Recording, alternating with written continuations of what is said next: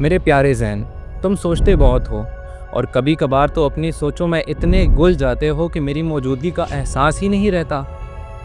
तुम्हारे दिल में मुझे छोड़ने की तलब आखिर क्यों ही पैदा हो जाती है। मैं हैरान हूँ। मैंने इतना साथ दिया है तुम्हारा और तुम। खैर,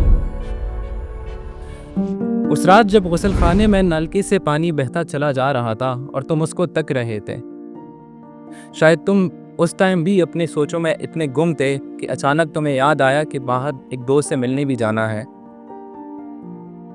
अपने रूममेट को, मैं बाहर जा रहा हूँ, कमरे में मेरा कुछ कीमती सामान पड़ा है, याद से ताला लगा देना, कुछ पता नहीं चलता कोई चोरी वगैरह हो जाए, कहकर तुम बाहर निकलने ही वाले थे कि मेज़ पर अपने एयरपोर्ट्स पर नज़र पड़ी। सोचा कि पैदल सफ़र थोड़ा लंबा हो जाएगा, जाते हुए जगजीत सिंह की एक आध गज़ल सुन लूँगा। एयरपोर्ट्स को जैकेट के अंदर वाली जेब में रखने के बाद तुम गेट से बाहर गए तो एक उदासी की लहर सी आ गई तुम पर।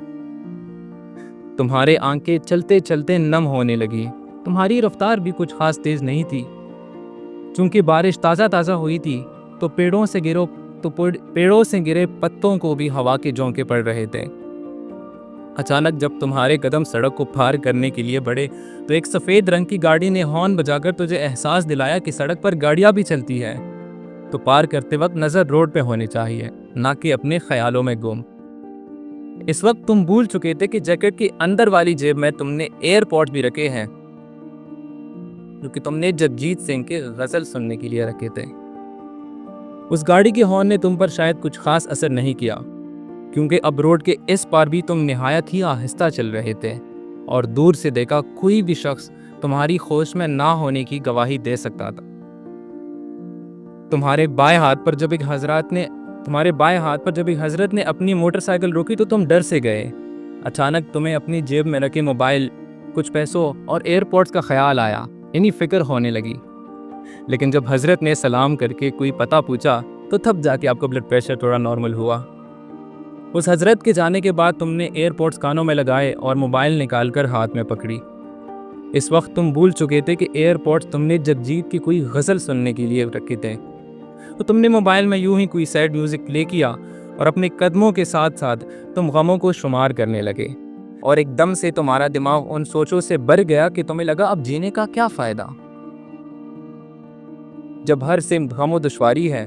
जो दुश्वारियाँ कुछ दुश्वारियाँ भी नहीं थी, उनको बार बार सोच के इतना बड़ा बना दिया तुमने कि दूर दूर तक कोई हल ही नजर नहीं आ रहा था उनका। कुछ ही घड़ियों में तुमने जीने का हौसला खार दिया, मानो अब तुम उन सोचों में गुम ही रह गए कि हर कदम पर आपको अपनी मौत नजर आने लगी। तभी तुम्हारे जहन में फिर से मुझे छोड़ने का ख्याल आया। वो तो यूं ही उन लम्हों में तुम्हारी नज़र एक आदमी पर पड़ी जो कि अपने एक 2 साला बेटी का हाथ थामे उसके साथ चल रहा था और पीछे उसकी ज़ौजा ये मंजर देख के मुस्कुरा रही थी। साथ ही फुटपाथ पर एक मूची और उसका छोटा बेटा प्लेट में एक रोटी आदि करके खाना खा रहे थे। सामने कोई फट्टे कपड़े पहना बच्चा फूल बेच रहा था। तुम रुक से गए और ख्यालों की दुनिया में से निकलकर जिंदगी को देखने लगे। चूंकि होटल तक आते आते तुम्हारा सामना कई चीज़ों से हुआ, तो चाय का कप आते ही तुम्हारे दिमाग में अब्बास खैरस्तामी की एक फिल्म में सुना पोएम याद आ गया। तुमने मुस्कुराते हुए अपने दोस्त की तरफ देखा। तुम्हारा दोस्त भी तुम्हारी तरफ मुतवज्जे था, जैसे अनजाने में महसूस कर चुका हूं कि तुम उसे कुछ बोलने वाले हो। वो पोएम कुछ यूं है: They tell me that the world is beautiful as a houri from heaven. They tell me that the other world is beautiful as houri from the heaven.